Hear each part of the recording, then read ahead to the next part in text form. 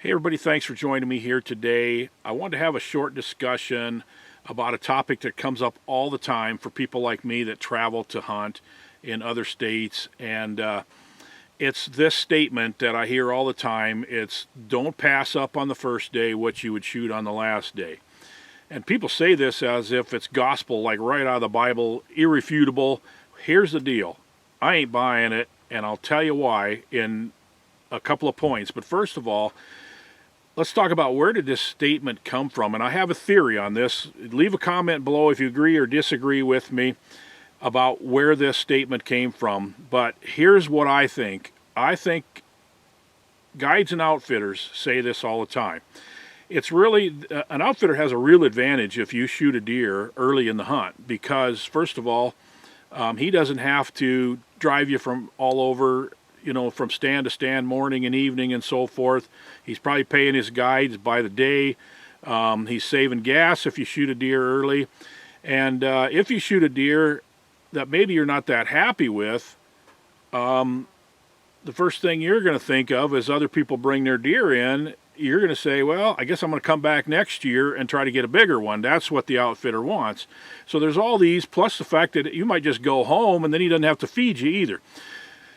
There's a big advantage for an outfitter to tell you to shoot a deer early in the hunt. And so I think that's largely where this statement comes from. And if you agree or disagree, just leave a comment below. I'd like to hear your opinions on this. But the main thing is, as I look at all of the bow hunting road trips that I've done and the different places that I've gone to hunt, and it's a rare situation that I know what I'm willing to shoot on the last day until the last day. Realistically, frankly, you really, until you get a feel for what's available to you, it's really hard to say what you'd be happy with on the last day, especially if you're hunting a new property that you've never been on before. So I think it's really, really important that when you get to an area is get an inventory of what's available. You can use, if it's a rut hunt, for example, get trail cameras on scrapes and use some good lure. That'll help you get an inventory of what bucks are available. If it's an early or late season hunt, trails between bedding areas and food sources will give you a really good idea of what's available to you. So, you really don't know what the potential of the area is until you see the deer. You're going to use observation stands as another tactic, and I discuss these all in more detail in other videos. So the main thing is don't feel like you have to shoot that first deer that comes by if you think, well, maybe I'd be happy with that on the last day. Heck, the last day you might be thinking, I've exhausted all my possibilities. I really like to take some meat home. I'm going to shoot a spike. You certainly wouldn't shoot a spike on the first day on a bow hunting road trip, but the choices that you make, you bought the tag. Don't let other people determine what you're going to shoot. Okay, it's your tag, it's your money, and you got to inventory the deer and make your decisions. Now, I have a personal baseline, I guess you would call it, that when I go on a hunt, I want to shoot a 3-year-old buck or up. And there's a lot of different variations in size of racks, of course, between 3-year-old deer and up. But that's my personal baseline, okay? Yours might be different, and everybody's is different. I've killed a lot of deer, so I just feel like I would rather take home an empty tag than shoot something smaller than a 3-year-old deer, but that's not everybody. The other thing is, once you get an inventory going and you got a pretty good feel about what the buck movement's like and what your odds are and so forth, it takes 2 or 3 or 4 days before you actually, really get a good feel for what your chances are of shooting a pretty nice buck. And you certainly don't want to be waiting for 150 if there aren't any 150 class deer.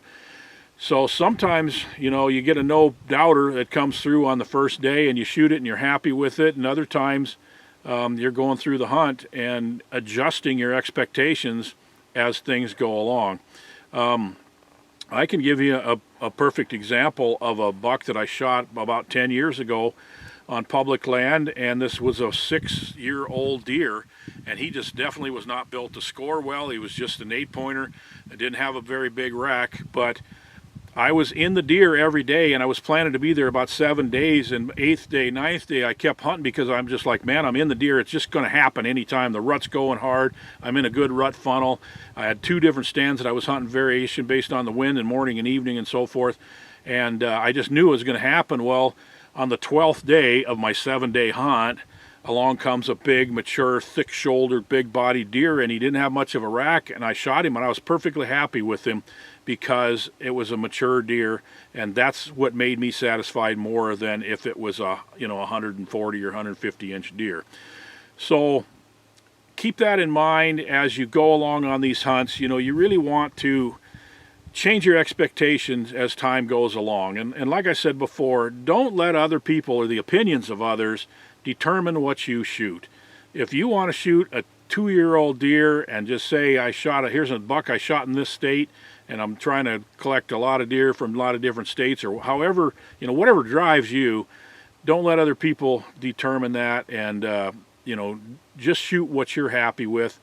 Set your own baseline and take it from there. And like I said, my personal standards are based on what makes me satisfied, and so I hope that you do the same. Leave a comment below, hit the like button. I really would like to hear other people's opinions on this. I know your mileage may vary. A lot of people will have vastly different opinions, and that's fine. Just be civil, and let's hear what you have to say about it. And thanks for joining me.